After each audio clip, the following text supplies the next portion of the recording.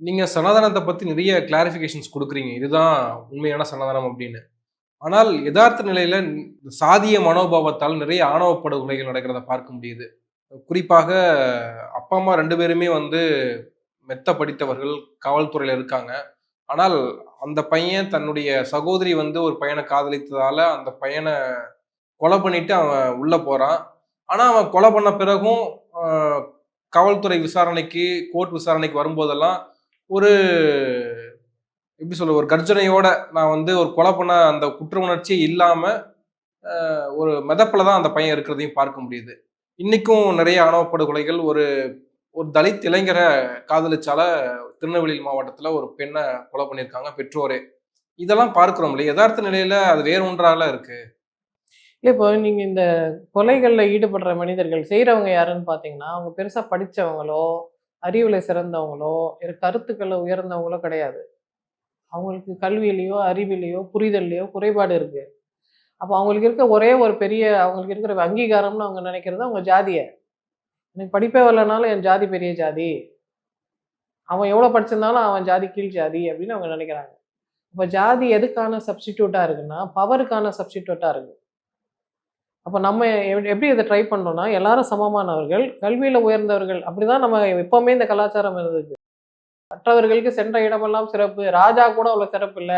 கற்றவருக்கு தான் சென்ற இடமெல்லாம் சிறப்புன்னு ஔவையார் ஏன் சொல்றாங்க? ஏன்னா கல்வின்றது அவ்வளவு ஸ்பெஷல். அப்ப கல்வி கற்றவர்கள் தான் உயர்ந்தவர்கள்ன்றத தான் நம்ம எப்பவுமே தொன்று தொட்டு நம்பியிருக்கோம். ஆனா இந்த நீதி நூல் கூட படிக்காதவங்க என்ன பண்ணுவாங்க? கல்வி எல்லாம் முக்கியம் இல்ல. ஜாதி தாங்க முக்கியம்னு சொல்லுவாங்க. அப்ப ஜாதி முக்கியம்னு ஒருத்தவங்க சொன்னாங்கன்னா, அவங்க அறிவு திறமைய நாங்க கேள்வி கேட்கிறோம். உண்மையிலே அவங்களுக்கு அறிவு இருக்கா? உண்மையிலே அவங்களுக்கு தெளிவு இருக்கா? உண்மையிலே அவங்களுக்கு புரிதல் இருக்கா? இந்த நம்ம நம்புற விஷயங்கள்லாம் அவங்க நம்பலன்னா, அப்ப ஏதோ ஒண்ணு அவங்கள தடுக்குதுல்ல. எது தடுக்குது? அப்ப எல்லாரும் எல்லாரும் மனிதர்களா இருந்தாலும் எல்லாரும் சமமான அறிவு கொண்டவர்கள் இல்லை. அப்ப அந்த அறிவிலயோ, இல்ல திறமையிலயோ, இல்ல கெட்டிக்காரத்தனத்திலயோ குறைபாடு இருக்கிறவங்க, ஜாதின்ற அந்த ஒரு ஊன்றுகோல வச்சு அவங்க ஊனி ஊனி வராங்க. அந்த ஊன்றுகோல புடுங்கணும், "ஐயய்யோ! என் ஊன்றுகோல குடுங்க" அப்படின்னு அவங்க கேட்கறாங்க. அப்ப அந்த ஊன்றுகோல எடுக்கிறதுக்கு முன்னாடி ஒரு சப்ஸ்டிட்யூட் அவங்களுக்கு குடுக்கணும்ல. அவங்களுக்கு ஒரு தன்னம்பிக்கை குடுக்கணும், அவங்களுக்கு சுயமரியாதை குடுக்கணும், அவங்களுக்கு அறிவ குடுக்கணும். ஜாதின்றது தமிழே கிடையாதுங்க. அத ஏங்க நீங்க புடிச்சு தொங்குறீங்க? நம்ம ஊர்ல ஜாதியே இருந்ததில்ல. தமிழ்ல தான் பாட்டு இருக்கு. "யாயும் யாயும் யாராகியரோ" அப்படின்னு பாடி. நீயும் நானும் யாருன்னே தெரியாது. உங்க அப்பா யாரு, எங்க அப்பா யாருன்னு தெரியாது. ஆனா உன்ன நான் பார்த்தேன். உன்ன எனக்கு புடிச்சிருக்கு. "செம்புலம் சேர்ந்த நீர்த்துளி போல அன்புடை நெஞ்சம் கலக்கலாம் வா" அப்படின்னு சொன்னது தமிழ்ல வந்த பாட்டு. அதுதான் உண்மையிலேயே தமிழ் சென்டிமெண்ட்ன்றப்போ, நீங்க வேற ஊர் சென்டிமெண்ட்ட கொண்டாடுறீங்க. நம்ம ஊர்ல ஜாதின்னே ஒண்ணு கிடையாதே. அப்போ உங்க இயலாமைய மறைக்கிறதுக்காக, உங்கள் தாழ்வு மனப்பான்மைய மறைக்கிறதுக்கு ஜாதின்ற கேடயத்த நீங்க பயன்படுத்துறீங்கன்னா, அப்ப நீங்க தப்பா புரிஞ்சிருக்கீங்க. நீங்க உங்கள ஒழுங்கா புரிஞ்சுக்கோங்க. ஆணவம்ன்றது இது கிடையாது. மானம்ன்றது இது கிடையாது. இந்த ஊர்ல எப்பவுமே பெண்கள் தான் ஆண்களை தேர்வு செய்திருக்கிறாங்க. தமிழ் பெண்கள் போர்ச்சுகீஸ் ஆண்களோட குழந்தை பெத்திருக்கிறாங்க. பிரிட்டிஷ் ஆண்களோட குழந்தை பெத்திருக்கிறாங்க. பிரெஞ்சு ஆண்களோட குழந்தை பெத்திருக்கிறாங்க.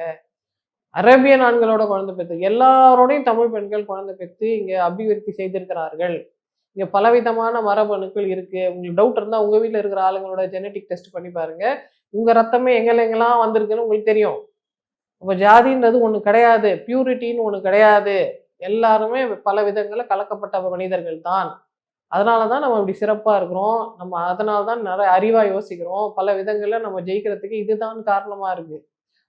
பலதரப்பட்ட மரபணுக்கள் சேர்ந்தால் தான் அறிவு பெருகும். ஒரே மாரி மரபணு திரும்ப திரும்ப சேர்ந்ததுன்னா, அறிவு வீழ்ச்சி அடையும். அப்போ நம்ம அறிவு பெருகணுமா? குறையணுமா? நம்ம பசங்க புத்திசாலி ஆகணுமா? முட்டாளாகணுமா? நம்ம பசங்க புத்திசாலி ஆகணும்னா, வேற வேற மரபணுக்களோட தான் நம்ம இனப்பெருக்கம் செய்யணும். அண்ட் இன்னொரு விஷயம் நம்ம திரும்ப திரும்ப நான் சொல்றேன். But at the risk of repeating let me repeat one more time. நோய்கள்ன்றது ரொம்ப மோசமான உயிரை கொள்கிற, மனசை கொள்கிற, நம்ம வாழ்க்கையோட தன்மையை குறைக்கக்கூடிய ரொம்ப கொடூரமானது நோய். நம்ம எப்பவுமே பயப்படுறது நோய பத்தி தான். கிருமியா இருக்கட்டும், ஒரு மிருகமா இருக்கட்டும், அத பார்த்து நம்ம ஏன் பயப்படுறோம்னா, அதனால நமக்கு நோய் வந்துரும். தீண்டாமை கூட முதல்ல ஏன் வந்தது? தீண்டாமையோட ஆரம்ப ரூபம் என்ன? தீண்டாமை ஜைனர்கள் கிட்ட இருந்து தான் வந்தது. இப்ப கூட நீங்க ஒரு ஜெயின் சாமியார் ஊருக்கு வந்திருக்காருன்னா, நீங்க போய் அவர தொடலாம் முடியாது. நீங்க தூரத்துல நிக்கணும். ஏன்னா நீங்க கிட்ட போனீங்கன்னா, அவருக்கு டிபி வந்துரும். ஏன்னா அவரு எதுவுமே சாப்பிடுறதே இல்ல. அவரு அப்படியே சாப்பிடாம உண்ணா நோன்பு இருக்கிறாரு. அவருக்கு இம்யூனிட்டி கம்மியா இருக்கு. அதனால அவருக்கு சீக்கிரம் நோய்கள் வந்துரும்ன்றதுனால, பாவம் அவர காப்பாத்தலான்னு நம்ம தள்ளி நின்னது, இப்ப தீண்டாமையா மாறி வந்திருக்கு. ஏதோ ஒரு காலத்துல ஒரு அர்த்தம் இருந்தது, ஒரு நியாயம் இருந்தது. இப்ப அது கம்ப்ளீட்டா வேற விதத்துல, வேற ரூபத்துல சம்மந்தமே இல்லாம வந்திருக்கு. அப்ப நோய்கள் கிட்ட இருந்து நம்ம பிழைக்கணும்னா, பெரும்பாலான நோய்கள் மரபு ரீதியா தான் பரவுது. ஒரே ஜாதியில, சிற்றூர்ல அந்த ஜாதிக்குள்ளேயே சின்ன சின்ன ஆட்கள் கல்யாணம் பண்ணிக்கும்போது, பெரிய நோய்கள் வருது. அது விதவிதமான டியூமர்ஸா கேன்சரா இருக்கலாம், விதமான மனநோய்களா இருக்கலாம், விதவிதமான வலிப்பு நோய்களா இருக்கலாம், இல்ல காது கேளாமை, கண் பார்வை இல்லாமை, மூளைத்திறன் குறைபாடு, சரும நோய்கள். எந்த நோயை நீங்க எடுத்துக்கிட்டாலும் ஃபர்ஸ்ட் கொஸ்டின் டாக்டர்ஸ் கேட்கறது, சொந்தத்துல கல்யாணம் பண்ணியிருக்கீங்களா? நெருங்கின சொந்தமா? தூரத்து சொந்தமா? இப்படிதான் நாங்க கேட்போம். ஏன் கேட்குறோம்னா, மரபணுக்குள்ளேயே நீங்க கலந்தீங்கன்னா நோய்கள் வரும்.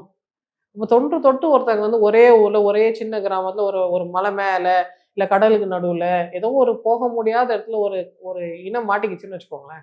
அவங்களுக்குள்ளேயே கல்யாணம் பண்ணி நோய்வாய்ப்பட்டு பலவிதமான மரபணு கோளாறுகள் அவங்களுக்கு இருக்குன்னா, இந்த மரபணு கோளாறுலேருந்து அவங்க மீண்டு வரத்துக்கு எது அவங்களுக்கு மருந்தா இருக்கும்? கடலுக்கு நடுவுல ஒரு தீவுல ஒரு மக்கள் இருக்கிறாங்க. அவங்களே கல்யாணம் பண்ணிட்டு இருக்காங்க. நோய் வந்து எல்லாரும் சாவுறாங்க. இல்ல மூளை வளர்ச்சி குறையுது. இப்ப எது அவங்கள நிவர்த்தி பண்ணும்? எது அவங்களுக்கு ஜென்ம சாபல்யத்தை கொடுக்கும்? எது அவங்களுக்கு மருந்து? இன்னொரு மரபணு தான் அவங்களுக்கு மருந்து. யாரோ ஒருத்தன் தப்பிச்சு அந்த காட்டுக்கு வந்துட்டான், அந்த தீவுக்கு வந்துட்டான்னா, அப்பாடா புது மரபணு வந்திருக்கு. கொஞ்சம் போய் நம்ம ஹார்வெஸ்ட் பண்ணிக்கலாம்னு தான் மக்கள் நினைப்பாங்க. அப்படி ஹார்வெஸ்ட் பண்ணா அடுத்த ஜெனரேஷன்ல கொஞ்சம் நல்லபடியா குழந்தைகள் பொறக்கறதுக்கு வாய்ப்பு இருக்கு. சாதிகள் வந்து காதல் திருமணம் இல்ல காதல் விவகாரங்களை மட்டும் இல்லாம நிறைய இடங்கள்ல இப்போ குறிப்பா ரெப்ரசன்டேஷன் ஏன் கொடுக்குறீங்க அப்படின்ற பிரச்சனையும் இங்க எழுப்பப்படுதுல்ல. எல்லாரும் சமம் அப்படின்னா ஏன் அவங்களுக்கு மட்டும் தனி ரெப்ரசன்டேஷன் கொடுக்கப்படுது அப்படின்ற பிரச்சனையும் எழுப்பப்படுது. எல்லாரும் சமம். இப்ப 80 வருஷமா தானே. 80 வருஷம் கூட இல்ல. அதை விட கம்மியா 75 வருஷமா தான் எல்லாரும் சமம். அதுக்கு முன்னாடி எல்லாரும் எப்ப சமமா இருந்தோம்? இப்ப பெண்களுக்கு ரெப்ரசன்டேஷன் குடுக்கும்போது நீங்க கேட்கவே இல்லையா, பெண்களுக்கு ஏன் ரெப்ரசன்டேஷன் குடுக்குறீங்கன்னு? நீங்க குடுக்குறீங்கல்ல. ஆணும், பெண்ணும் சமமா இருந்தாலும் பெண்களுக்கு ரெப்ரசன்டேஷன் குடுக்கணும். ஏன்னா, இத்தனை ஆண்டுகள் பெண்களை நாம் அடிமையா வச்சிருந்தோம்.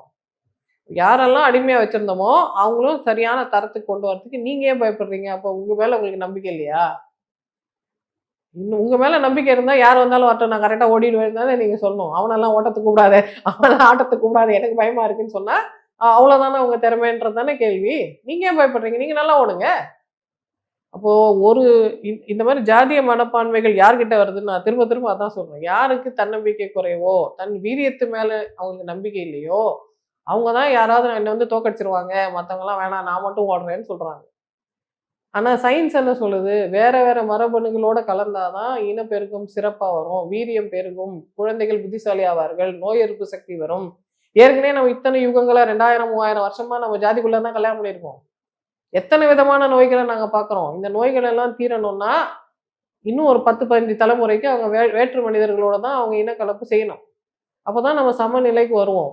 அந்த சமநிலைக்கு வந்து எல்லாரும் இந்த மாரி பரம்பரை நோய்கள்லேருந்து விடுபடுறதுக்குள்ள, இந்த மாரி ஜாதி ரீதியான எண்ணங்களை நம்ம கொண்டு இருந்தோம்னா, திரும்ப திரும்ப அதே சுழற்சியில நம்ம மாட்டிப்போம். திரும்ப திரும்ப நம்ம குழந்தைகள் நோயுற்றவர்களா இருப்பாங்க. அதெல்லாம் வேண்டாம். நம்ம ஆரோக்கியமான எதிர்காலத்தை உருவாக்கணும்னா, நம்ம இந்த பழைய விஷயங்கள்லாம் விட்டு விலகி, கொஞ்சம் சயின்டிஃபிக்கா யோசிக்க ஆரம்பிக்கணும்.